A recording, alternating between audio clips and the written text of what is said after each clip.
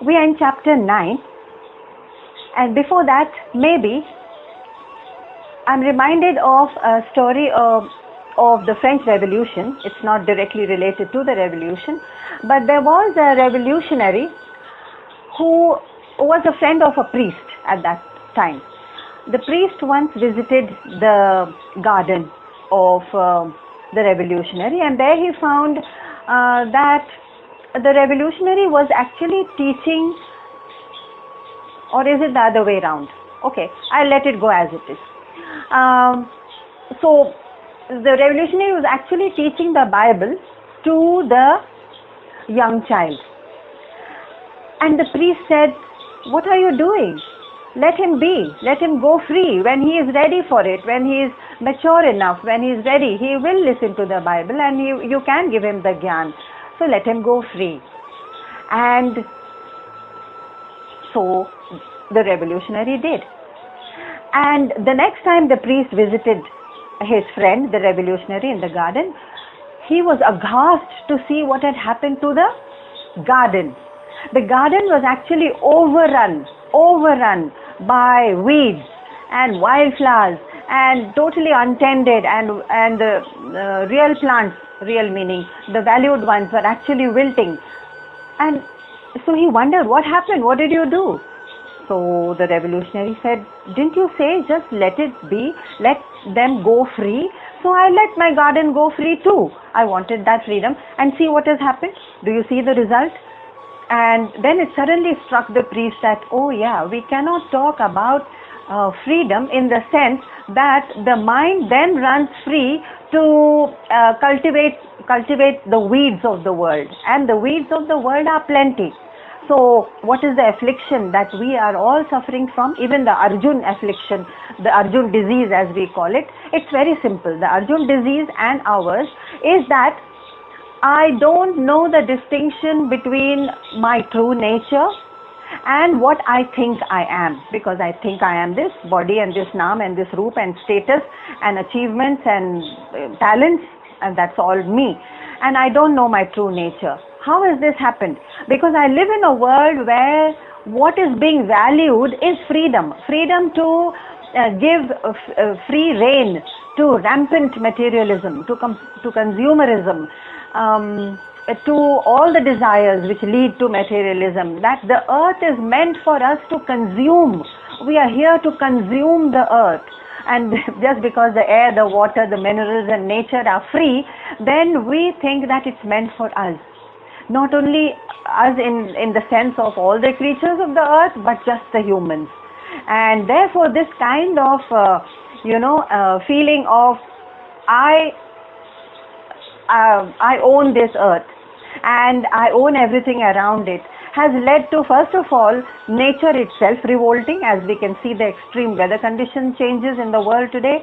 And secondly, what has happened to the inside of the mind? That is even more devastating and more destructive. What has happened to the inside of the head is that I have lost my way. And the weeds of materialism, of greed and desire and acquisition and possession, and then holding on to all that, that consumes my mind. So it's like a garden inside which is consumed by weeds. And what is the way out of it? So we have reached chapter 9, and so far we have got some very gentle tips. We've got some tips, no doubt, for self-evolvement. How do we evolve out of this?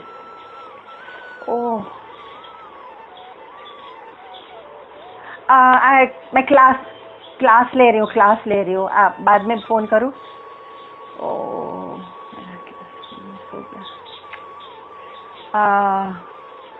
Hariom. Oh no.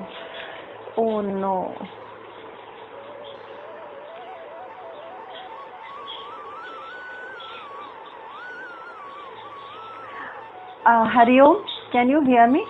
No, I am on mute, sorry. Am I audible? Please someone give me a signal, audible and visible. Sorry about the dropped. Thank you, Vijayaji. Yeah, I'm sorry about the dropped call. It happened because there was an incoming call. and that's disastrous. Ah, it breaks, breaks. There should be. Yeah, no, we can keep our phones on silent, but then the video calls, I think WhatsApp doesn't have a barrier like that. So, so God is also trying to create a barrier for us to stop the influx of all that we are consuming from the world. Just like we are helpless, even with a small device like the phone, we're quite helpless that, okay, we've tried to stop a few things and put the phone on silent and but then the WhatsApp finds its way wheedling into the call. The mind is also quite surreptitious like that. It allows things to come in which are pleasurable, which are prayers to me, which means which are pleasure giving, ego satisfying, which give instant pleasure, and that instant pleasure seeking, the easy way out, is what creates the weeds inside my mind. These weeds are now growing rampant, and now I have lots more work to do than if I had pulled out the very first few weeds. Had I got that kind of training from the beginning, from childhood, I would have plucked out the weeds. But no, now my mind is a huge, devastated, overgrown place. So now I need harder work. Naturally, I have to work harder. I have to do more hours of Shravanam, listening to scriptures, more hours of reading of the same scriptures, or following up with my own contemplation and reading and dhyan. And reading related literature. There's much more work to be done now. But the few simple tips that Bhagwan had given so far in the past were simple, he said, simple for Krishna. Know your true nature, which is of course Brahma, the eternal. And the second is go beyond the ego barrier.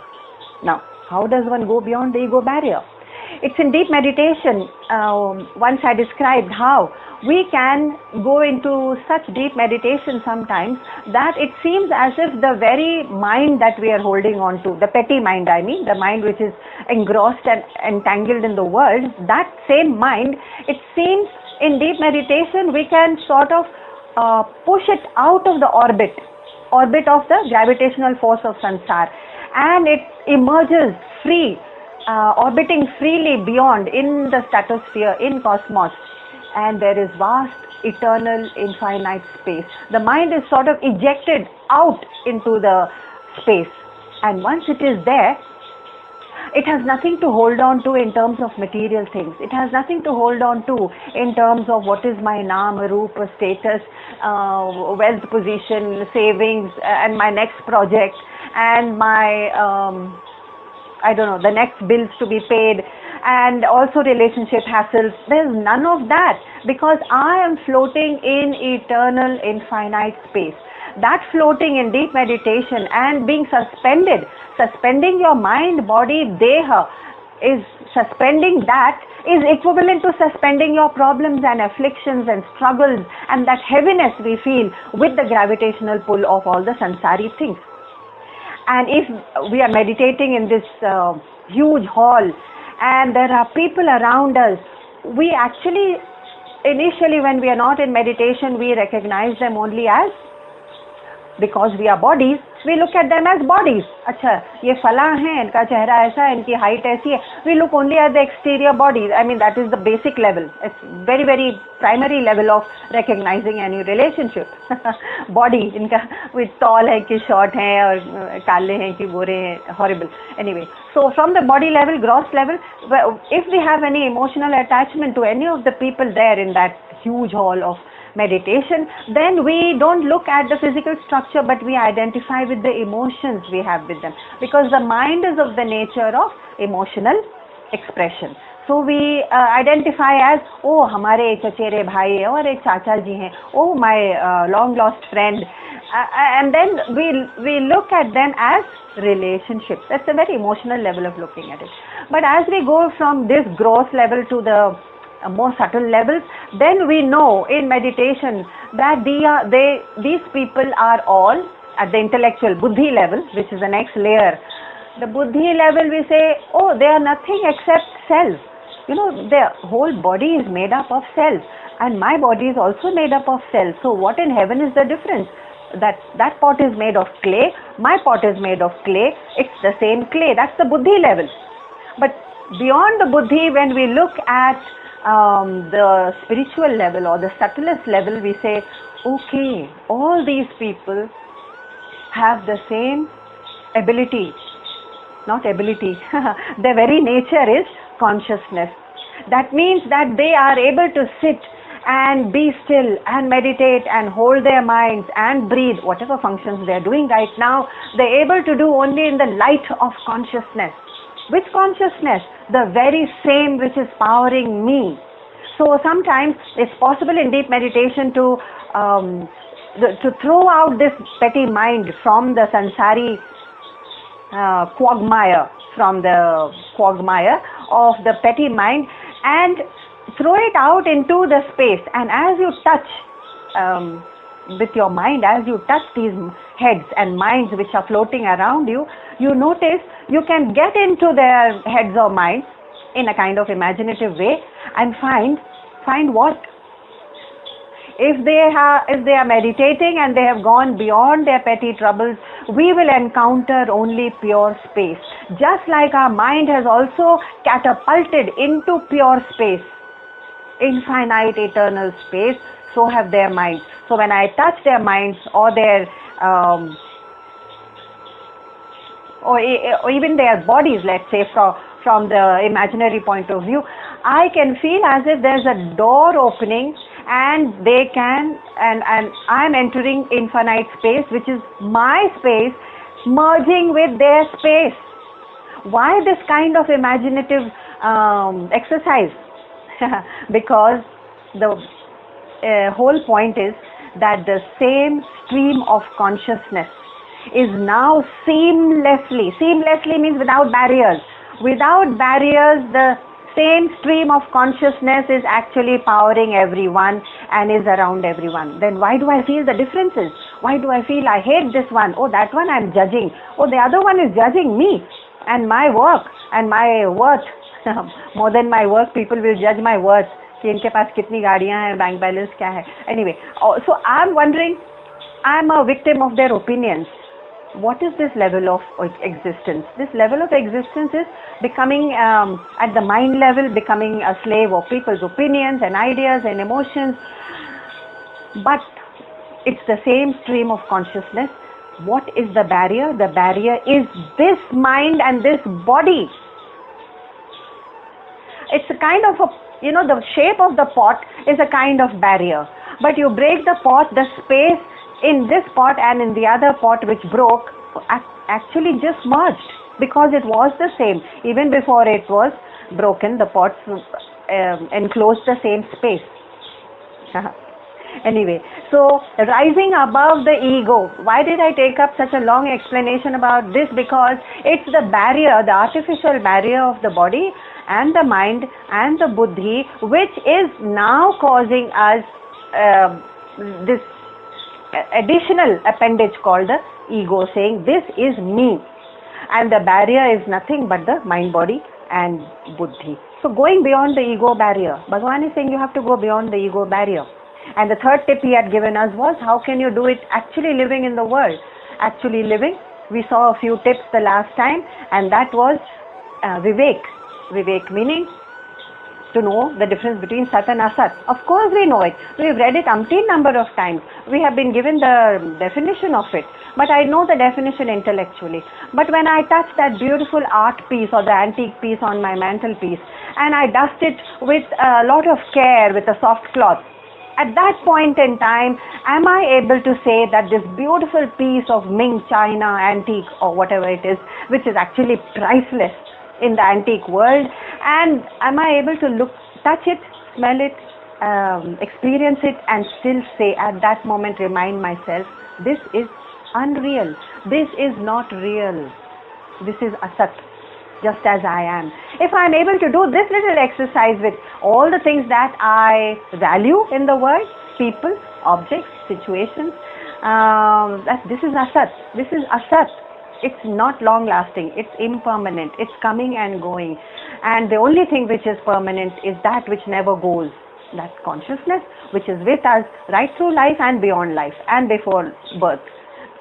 So permanent and impermanent Vivek, if we are not able to do not as an intellectual exercise of definition and redefinition, but of a constant reminder.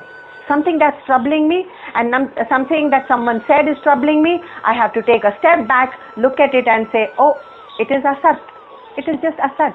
Something that's making me very, very attracted and I feel, oh, I love this, how wonderful it is. And I have to remind myself, this too shall pass. It is Asat.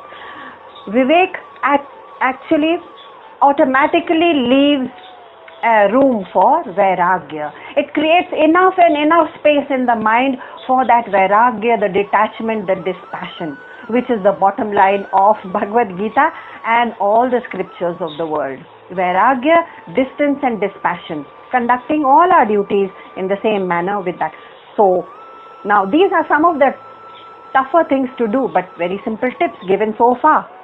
And to have the dhyan of what is the nature of that infinite space. So we already know it's Puranam, it's ancient. Dhataram, the life principle behind everything. Without that, nothing can function. Achintya Rupam, inconceivable by the gross senses. So don't even try and say, I can't see it, I can't feel it, I can't taste it, so it's not there. But you can't feel and taste and slice your buddhi. Does it mean the buddhi is not there?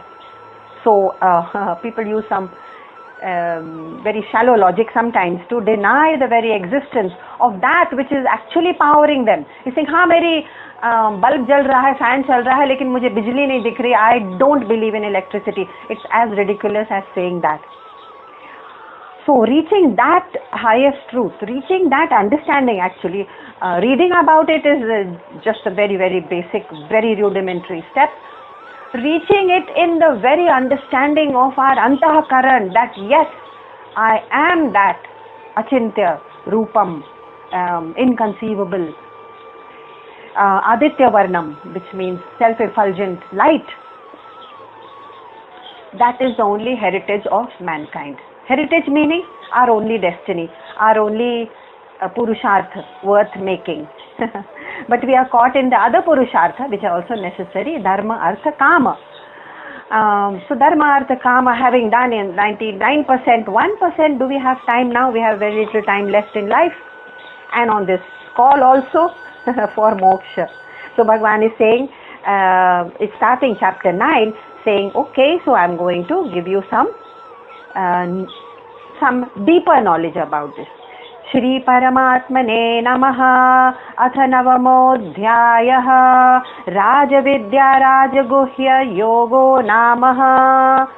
What is the title? Rajavidya, the noble knowledge, and Rajaguhya, the secret knowledge. Guhya Yoga. Now the moment we hear the word secret, we are more interested, we are more motivated. Maybe Krishna recognized that now Arjun needs a bit of motivation. He has heard the truth umpteen number of times, so I am going to make him a little more curious. And the other interpretation of Guhya Yoga, the secret knowledge, is that God meant it is a profound knowledge. And it is so profound that it's actually hidden from us, but that doesn't mean that it is a big secret. Some of the interpreters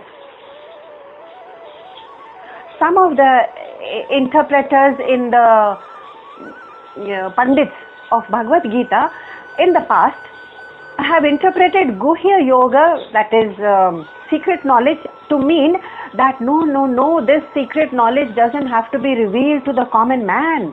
Now who's the common man? Arjuna is a common man. He's just a kshatriya, a warrior. We are common people because we have our professions as teachers and scientists and artists or whatever. It's meant for us. And they said, no, not for the common man. You see, Krishna said in the 9th chapter, it's a secret knowledge. And it is not to be revealed to women. So that worst kind of misogynist interpretation was that one.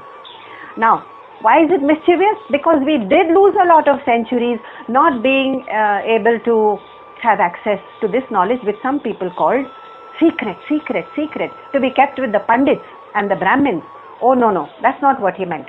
So the very topic is Raja Vidya, the noble knowledge which is also hidden. Why is it hidden? That we'll find out. Shri Paramatmane Namaha. Chapter 9. First verse. Shri Bhagavan Uvacha Idam Tute Guhyatamam Pravakshamya Nasuyaye Jnanam Vijnana Samhitam Yadgyatva Mokshase Shubhat. Bhagavan is saying, this great knowledge, Guhyatamam, means secrets, the greatest secrets of all secrets, I shall now declare to you, which is a profound knowledge. Why? Why to you? Because Arjun, you have declared to you, Anasuyam, Anasuyave, because you are the kind of person, Arjun, who does not cavil. Cavil meaning the person who does not disbelieve or who doesn't keep coming up with all kinds of fallacious arguments. Without going into the depth of it, you know how many people have their expert opinions about the Gita? Without having read any of the relevant verses deeply enough or the interpretations, but everyone has an opinion on the Bhagavad Gita. And that opinion giving, that freely, and then cavilling about it and saying, no, this is not the truth or that's not the truth. The complaining about how this knowledge is very confusing, contradictory, paradoxical, mystical.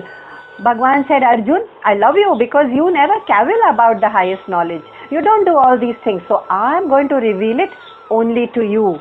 Why did he not reveal it to Duryodhan? Why not to the Pandavas? Well, he tried, and you know the story. Everyone knows the story, because Bhagwan cannot reveal the knowledge to one who has no time to listen. So Bhagwan also turns away from coming to the doorstep of Duryodhan, imagine, with the highest knowledge in the universe, and saying, look, let me teach you. And Duryodhan said, I know, Janami Dharmam Nachame Pravritti, I don't have an inclination or the time for it. I am raring to get into the battle and get this kingdom, because that was overpowering his senses. So Bhagwan said, I cannot reveal it to anyone. Arjun, only to you, because you have put down your bow and arrow and you have said that I surrender to you. That's what he said in the second chapter, I surrender. One who surrenders and says, I am listening, whatever you say, even if I don't understand, I am listening, I am here, all ears, and I am at your feet. Bhagavan said, you don't cavil, Anasuyave, which is that beautiful word he uses. The one who does not cavil, I will come. And Duryodhan openly told Krishna, Janami adharmam nachame nivritti. I also know what is adharm, Krishna. I don't have an inclination to resist it. So just let me go along with my vasana, my pravritti, and that's how we are also flowing with our impulses, our inclinations, the force of the way we've been brought up. Maybe it could be materialistic, but we just flow. So we are in the Duryodhan category, somewhat, but now we are in the Arjun category, because we are getting, through Arjun, we are getting to hear that knowledge, because we are in the same place. We put down everything, uncluttered the desk, put on the videos, and just like Duryodhan, just like Arjun, who put down his bow and said, I am listening. Now, Bhagavan is saying in the second verse, since I am here to tell you, and only you, Arjun, the greatest knowledge, let's hear it. Second verse, Raja Vidya Raja Guhyam Pavitramidamottamam Pratyakshaavagamam Dharmyam Sukha Sukham Kartumavyayam. This royal science, or the noble knowledge, the royal secret, is a purifier, and it can come only with direct intuitive knowledge. So when I describe that meditative state, when the mind seems to burst out of the petty skull, the skull is just a body, and the mind seems to burst out of the skull and out into infinite eternal space, and it merges with the mind's infinite eternal space in the minds of all others. It is the same stream of continuous seamless consciousness. That intuitive knowledge you can gain only through this kind of intuitive imagination. First we use our imagination to make these fantastical imagery in our mind, but then it leads to intuition, because the man and the buddhi is interfering all the time and saying ye kaise, wo kaise, dikhai to nahi dete. So how can there be a place where it is where space has no directions and no dimensions and no end? Ye kaise hoga? Because I in my gross body self have only the experience of everything which has a beginning and an end, including our own birth and death, and including everything else. We have this very small measure of everything, and this measure is relative, but in that infinite space there is no measure. So only intuitive knowledge can take you there, not the petty mind. And so where is our mind caught up? We all know where it is caught up, in the sansar. And when we understand the secret knowledge, Rajguhyam, as profound knowledge, it can also mean mysterious. Why? Because it can directly also mean not ritualistic. If it is intuitive and subtle, then it is definitely not only ritualistic. Well, how do we perform rituals? Millions and millions of us, we have performed Chardham Yatras and dip in the Ganga and temple visits on specific certain days, and offerings in the temples. But all that ritualism, some of us have done much more, some have done a little less, some have done the least. How does it matter? Because all of us were not privy to this highest knowledge through all the actions we did, ritualistic actions I mean. We are not privy to it. We are all in the same spot, ground zero, listening to the same knowledge about what is Brahma, what is Jagat, and who am I. The three things which we have to sort out before we leave this planet or we leave this body. Only three things we have to sort out. But we don't have that knowledge.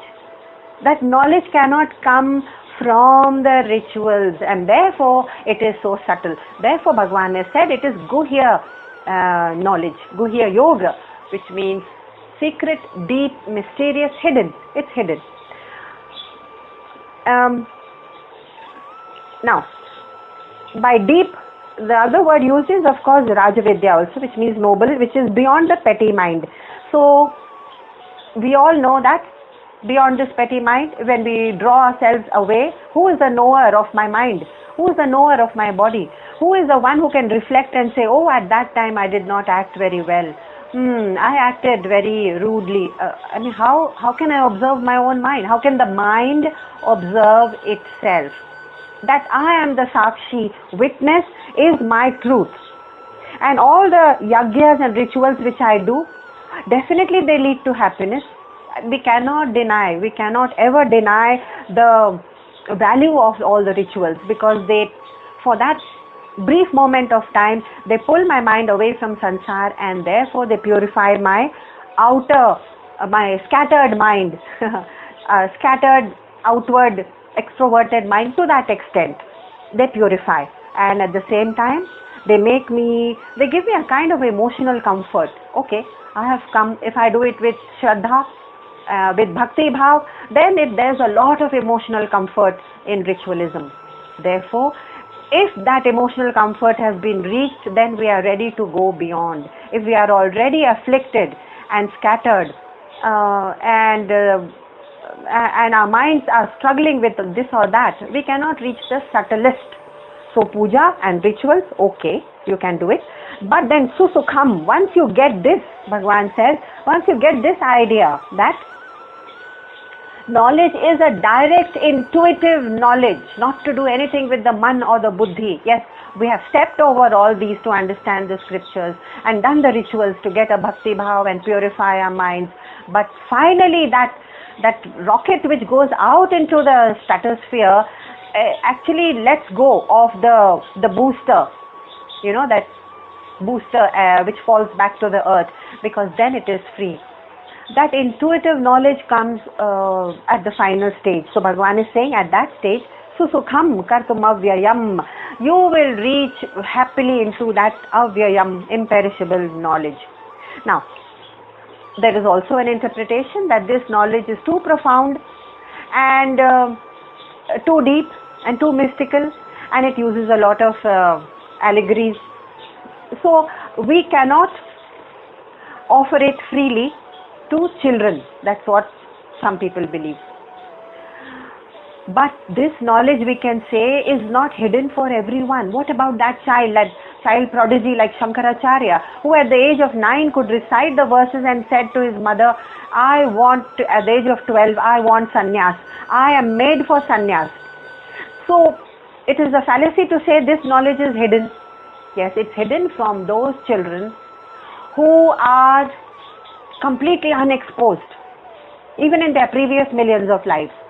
Yes, and even in the present life, when there is no atmosphere in the house of the parents and grandparents telling them about something subtler than the happinesses of the world, of restaurants and movies and entertainment and shows and travel and road trips and cruises. Yes, we like to give our children, grandchildren a lot of happiness, and we do give them happiness, but unfortunately that drives them further and further away as they grow up, because then they are ingrained in the knowledge, in the bhakti, the belief that I will find complete happiness only in these things, and therefore they have been led astray far too far.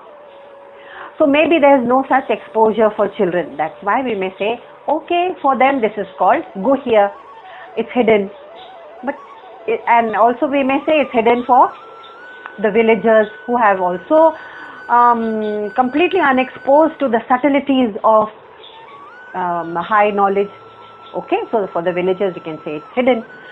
It is also called guhya knowledge because it's hidden completely from another kind of mind, not the childish mind, not the village rustic mind, but the modern scientist, believe it or not, from the mind of the modern Western educated mind. That's you and me and everyone around us. For us it's so profound, so deep, so hidden, so guhya, so mystical. Bhagavan says yes, only for them, because these are educated people but not in the ancient knowledge.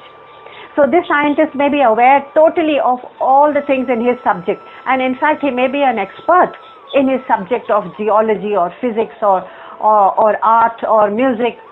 You have lots of experts, but where is that one knowledge which will free him? So we are also talking not of the rustic villager and the child over there. Oh no. We are talking about the well-educated expert, well-placed person, highly educated so-called, in the world. Why? Simply because if you ask this person, what is your true nature? Try and get an answer. What is the nature of this sansar, jagat? Why is it called jagata? Always moving. Gata comes from the word gata. Sansar. Why is it called maya? Let's try and get an answer. What is the nature of Brahma, the universe? Let's try and get that answer. If not, in some cases people may have done some delved into it, but if we can't get that answer, then Bhagavan says, oh, that's why I told you in the beginning, Arjun, this knowledge is guhya, it's hidden knowledge. So I don't seem to find it anywhere except in the words of the rishis who have penned down the scriptures. So here we are trying to delve into that guhya knowledge. When we are ready for it, believe it or not, knowledge reveals itself. It will reveal itself some way or the other. But what about the fate of those people who are not even ready for it? Then what happens to them? So verse number 3. Ashraddadhanah purusha dharmasyasya parantapa aprapya mam nivartante mrityu samsara vartmani.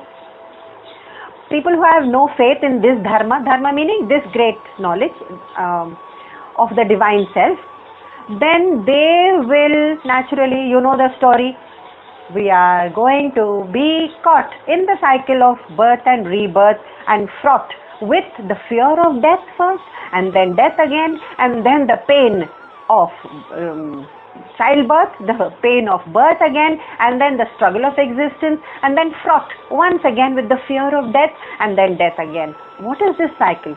So Bhagavan says, oops, sorry, that's how you ordered your life. You are going to find yourself in that cycle.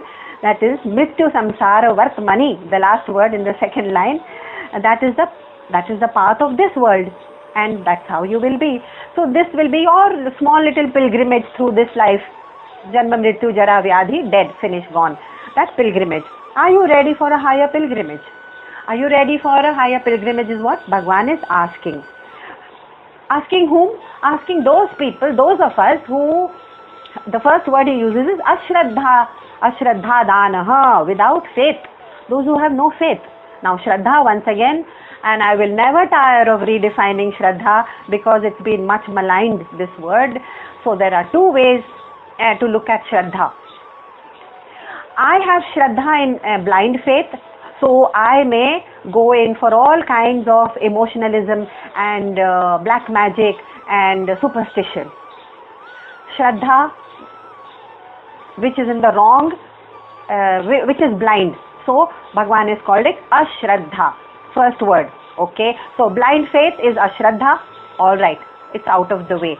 Second word, which is second belief, which is Ashraddha, according to Bhagwan, is how we live.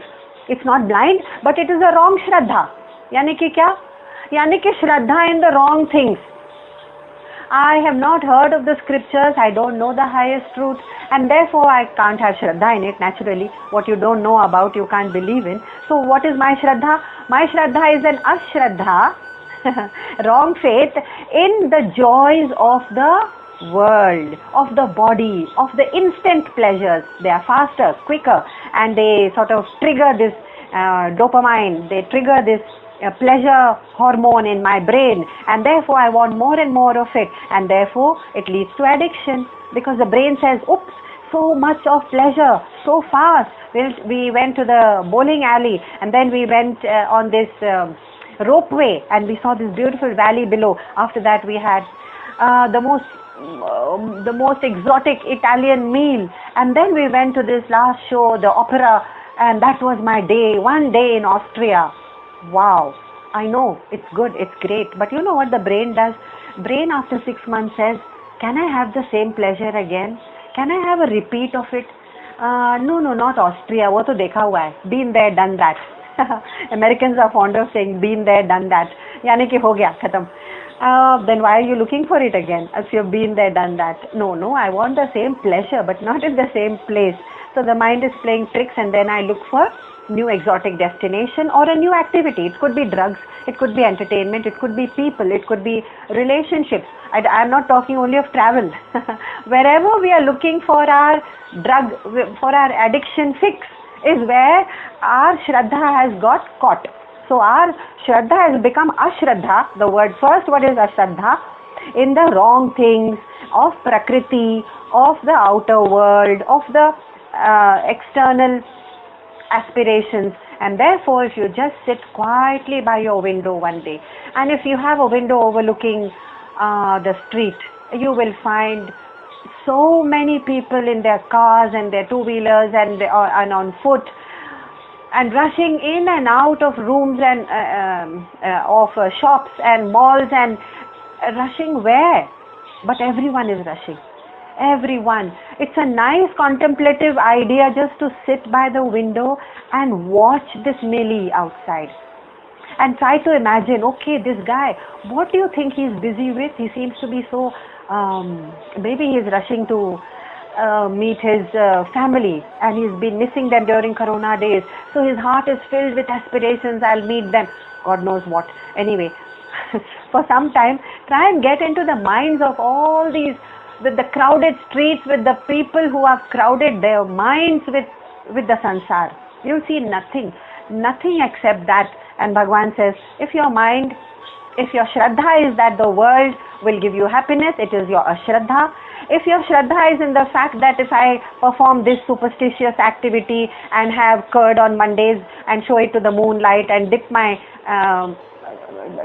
what's that called, the silver ring in the water and show it to the moonlight, and then wear God knows what superstition, all that is Ashraddha. Bhagwan says, please have Shraddha in the scriptures. There is only one Shraddha, faith, and that is what the rishis have put down. Have a faith in those words of the rishi. which is what we are reading. Bhagavan says there is only one. It doesn't mean that Shraddha will not lead you anywhere. My Shraddha in the Rishis and in the scriptures are going to make me, are just going to put me on the right path. But after that, there's lots of work to do. Because some of us think if I perform this puja, that havan, that tirth yatra, I'm going to reach God. Even my Shraddha in the scriptures is not a direct path.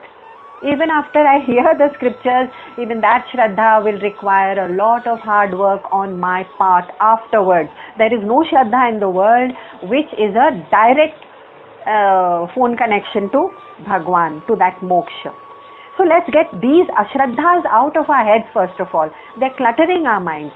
So the word ashraddha that Bhagwan uses, no, it's actually a very powerful beratement of how we or Arjun may have been using the word Shraddha. Many of us say, oh, I have great Shraddha in the Gita. ठीक है, जो ये ऐसा कहते हैं मुझे गीता में बहुत श्रद्धा है, तो उनसे पूछिए कि आपने गीता पढ़ी है या सुनी है. Listening is easier because then you don't have to try and deal with the interpretations. Okay, so Shravan kiya hai, have you heard it?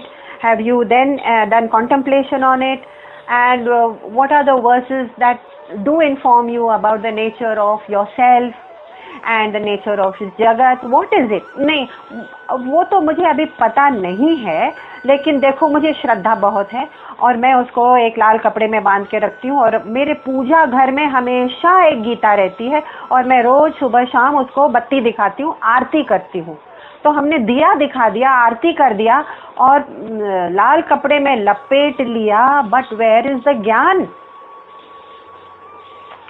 So I think Bhagwan, out of desperation, used the word ashraddha. He said, if you get this ashraddha out of the way, I can reach you. Somehow I can I can reach your mind and heart. This empty shraddhas at the altar, will not reach you to Gyan. It may purify your mind, it may keep you out of too much of materialism, but direct Gyan, no, sorry, even Krishna cannot promise us that. So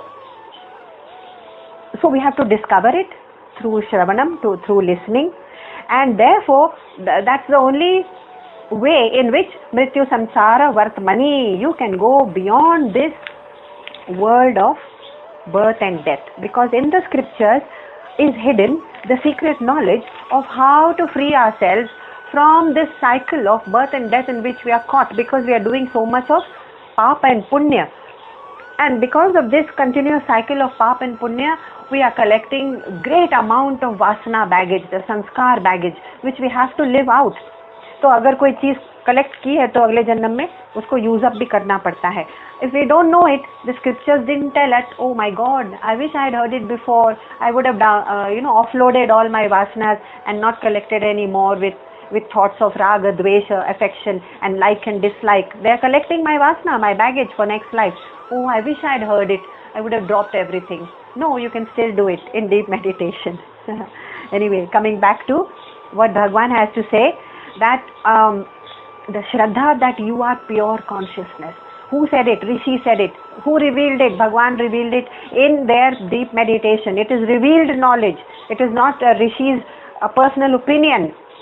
Have Shraddha in that knowledge that we are pure consciousness, and therefore we can then stop behaving as if we are a bundle of flesh and bundle of feelings and emotions only, and we are mortal. Mrityu Samsara Vartmani, we are just mortal little creatures. So even when we are told over and over again that this is who we are, you know how hard we find it to believe this? Why? Because we are like that prince who had been abducted in childhood and was brought up by a group of fishermen, and later when he was discovered by some of the royal people in the palace, he was discovered in the village as the prince, and he was told, okay, you have to give up your life in the village, and do you know who you are? We have recognized and we have confirmed that you are actually the lost prince. And the lost prince comes to the palace, and he is bathed and seated and dressed up in royalty and weighed down by heavy jewels and a crown. And you know the state of his mind? disbelieving, and missing his mother, his foster parents, the fisherwoman and the fisherman, missing them badly because he grew up with them. And that is the state of his mind. So outwardly we may read the scriptures and we may adorn our altar with all the books that we have read.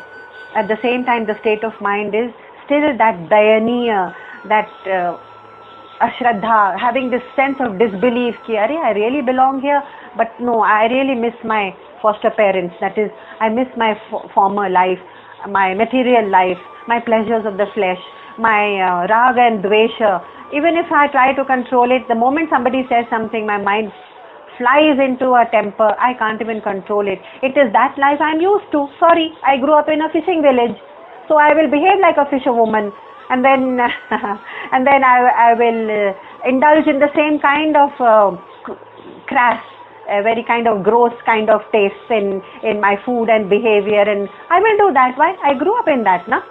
Yes, the lost prince grew up in the fishing village, and we grew up surrounded by material things, and by being told that happiness is here, my boy or my little girl, happiness is here. Go and get your favorite pizza topping and let's celebrate in the most extravagant way your 5th, 6th, 7th, 10th, 100th birthday. Okay, you can be extravagant, no doubt, but what is this marker that I must indulge my taste palette and also make a big show of extravagant show of all the wealth around me when I'm getting married or it's my birthday? All these markers in my life are a show of extravagance. Who has said it? Okay, sorry, I grew up in the same fishing village, where they used to do it the same way, so I'm just following it. But I'm sorry, but I didn't think that there's any other way to do it. Yes, there is another way to do it. First of all, the one way to do it is to not give so much importance to this body, to say ye mera janam din hai. What is this janam? The janam was of the body, na? हम तो पहले भी थे और मृत्यु के बाद भी रहेंगे, तो जन्म किसने लिया? जन्म तो सिर्फ ये शरीर ने लिया है और उसके साथ मन और बुद्धि और हम जुड़ता गया. तो क्या आप वही बंडल हैं और उसका सेलिब्रेशन कर रहे हैं? Okay, you can celebrate the body, but how long? In the end there will be nothing of it. Okay, so first of all, forget that. Getting married, getting into a relationship, that is part of Grihastha ashram. It's 1/4 of the total 4 ashram or stations of life. वो 1/4 ही हम celebrate करेंगे. हमारी wedding anniversary है भाई, और हमारा ये है, फला है, wedding.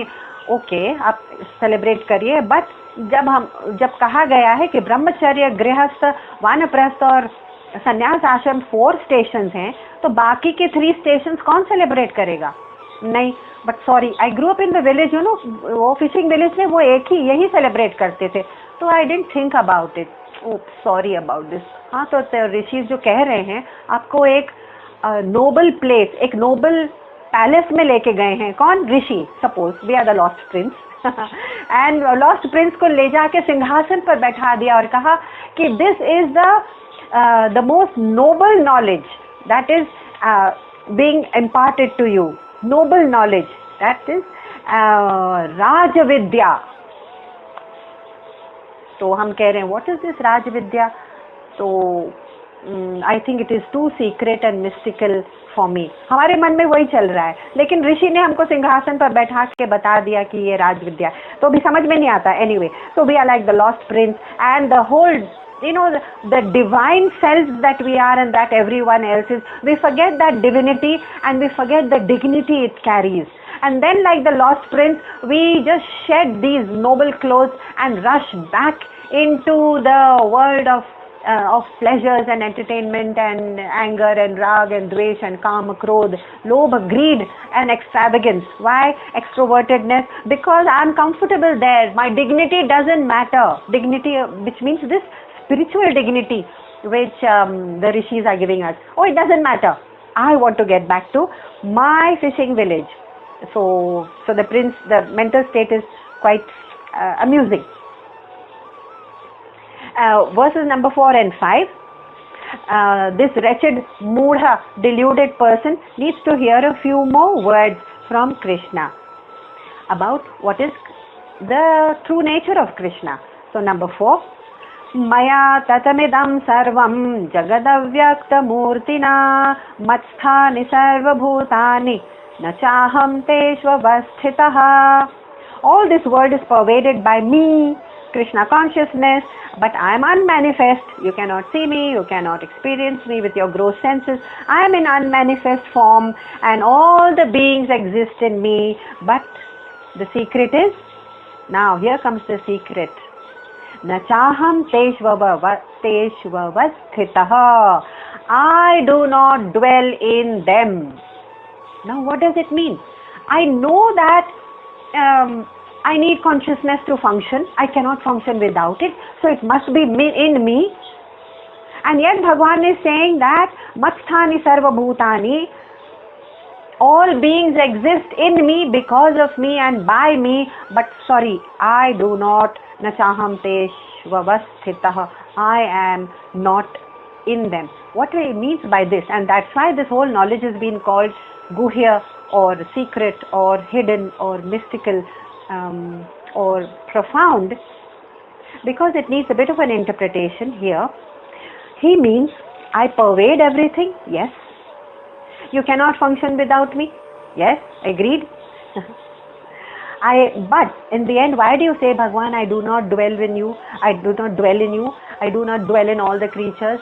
Because what Krishna means is that I am not affected by all that is affecting you.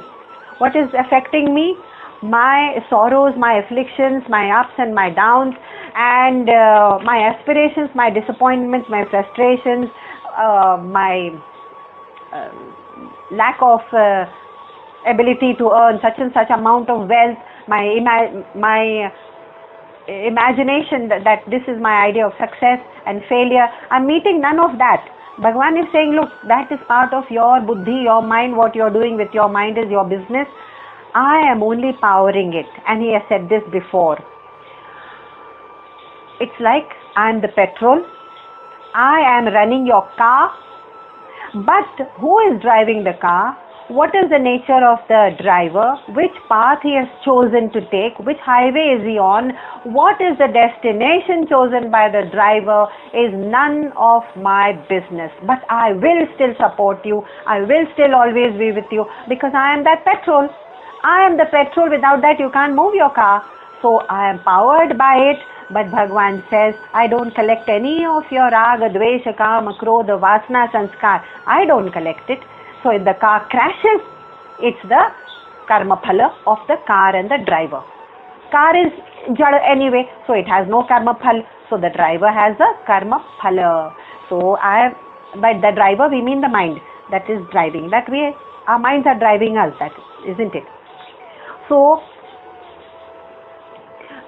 he says, yes, it's not my nature to dwell in them. I am not affected by what you do in your identity as just a body and man and buddhi. That's not my nature. One example given is, if you are walking in the dark, and we have seen this, it's the most famous Vedantic example. You're walking in the dark and you see a snake in the semi-darkness, and then you say, oh snake, I'm afraid, and then all your anger and fear, all that wells up, and suddenly there is a flashlight and you say, oh, it was not a snake, it's just a rope. So the flashlight was the scripture. But what happened to that fear, that anger, that desperation that you felt that one moment when you thought it was a snake? What happened? Did the rope experience it? No, the rope has nothing to do with what emotions ran through us. So all these emotions that are running through us are our own perceptions.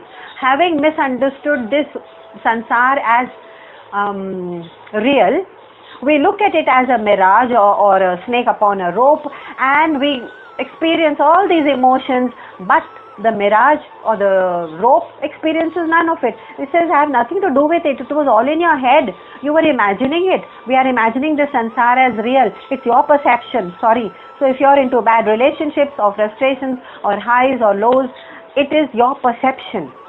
So one way to bounce back whenever we have these highs and lows and frustrations and anger and aspirations which are not met, which are material, one way to bounce back is to say, oh, but none of this is the real me. It's not the real me, because Bhagwan himself said, I don't dwell in those things. All these things are in your mind. The other example is of a village where they were showing a movie, screening it on a white parda, screening Ma Santoshi Ma, the movie. And that movie was so powerful, and it was such a wonder for these people who for the first time seeing an image on the screen, projection, all that.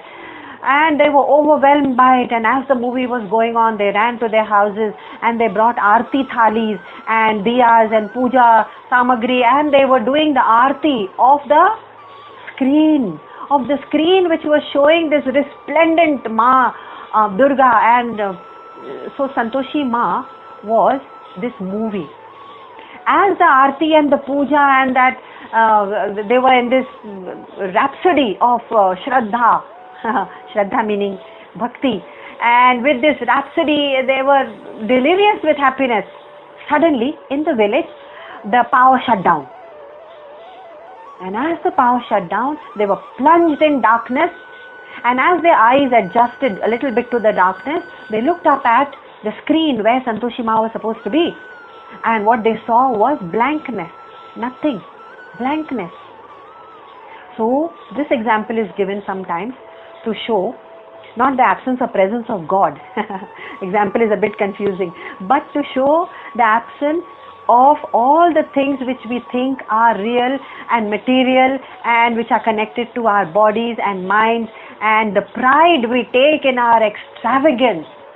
The other day we were out and there was this lady who was speaking with such arrogance and pride, and we were taking a lift in her car to go somewhere, and I was wondering from which point this arrogance and pride was coming from. It seems her husband had got her a gift, and this car was that great gift, and she just couldn't get over the arrogance, the pride, and the mud that she felt, So she was riding on that high horse actually, and I did ask her what the make of the car was, and it turned out it was an MG. So I said, what is this MG? She said it is a motor garage or something. I've never heard of this company. Where is it from? She said it is the latest model from China, and everybody's enthusiasm was deflated except the ladies who got this beautiful car as a gift.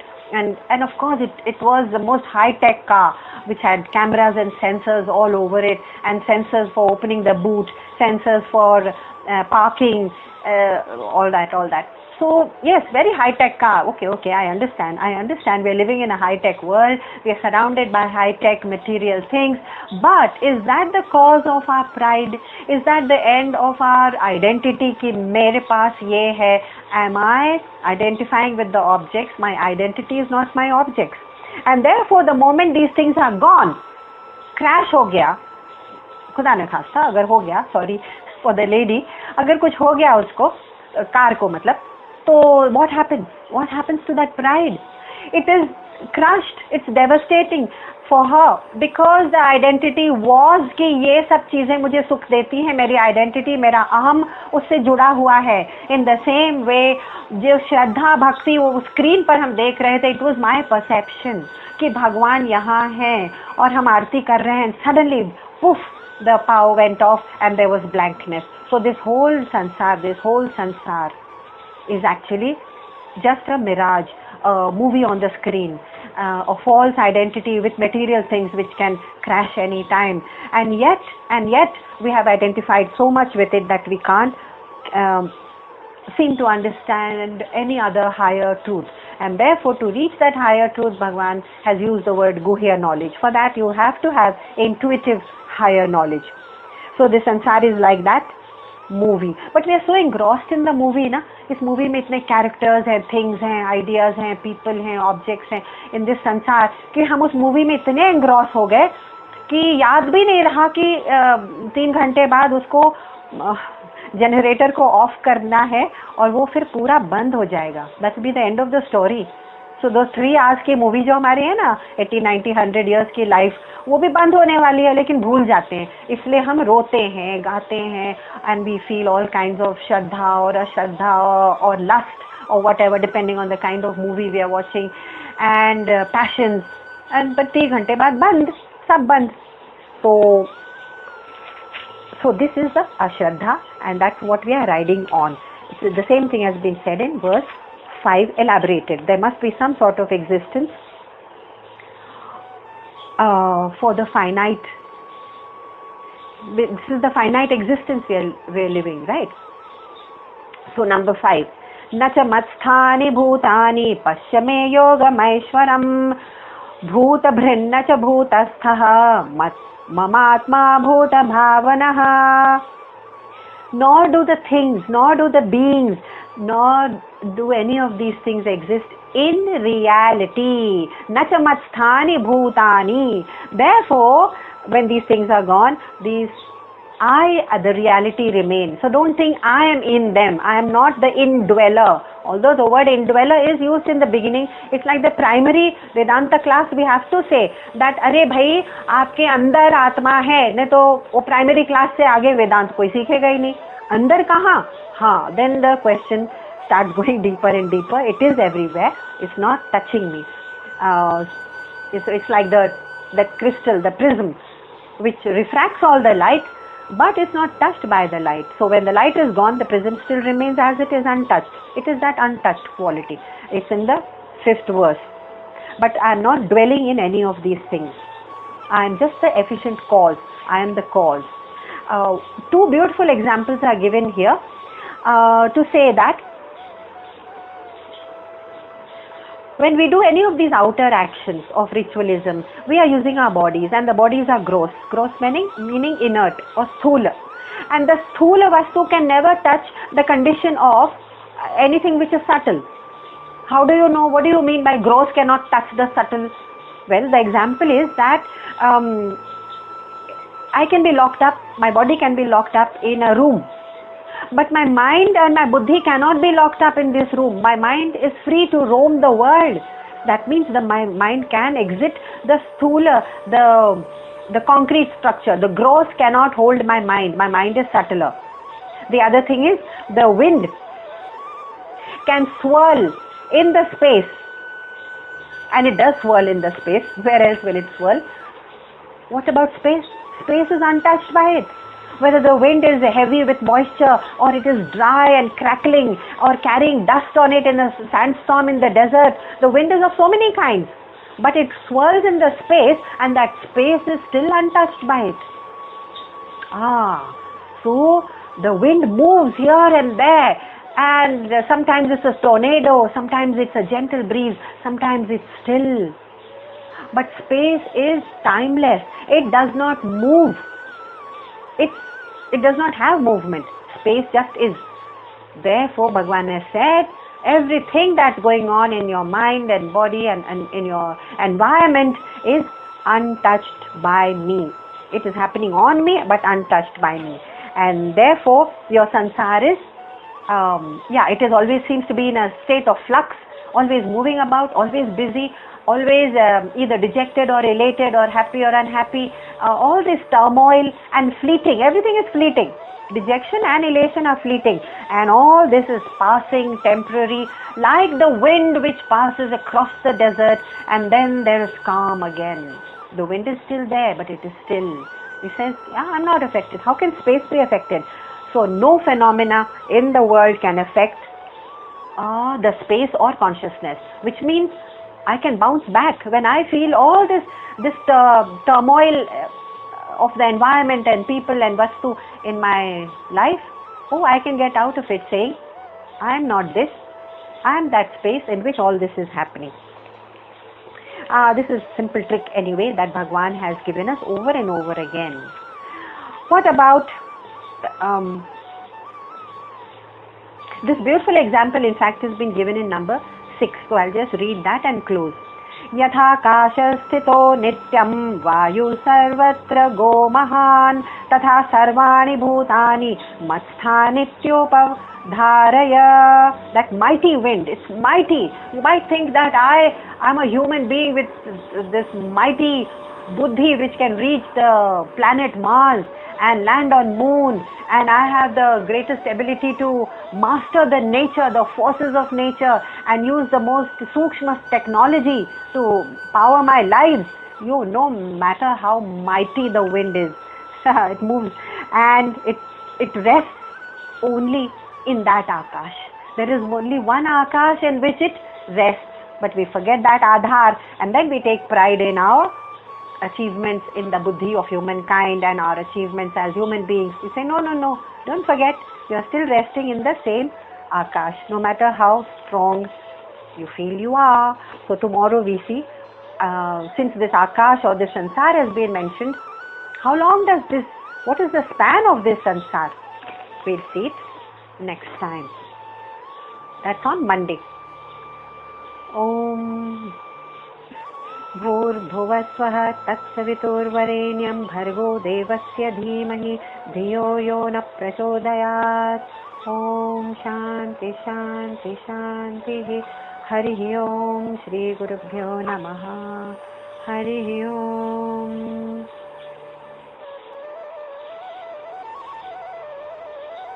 हरिः ॐ.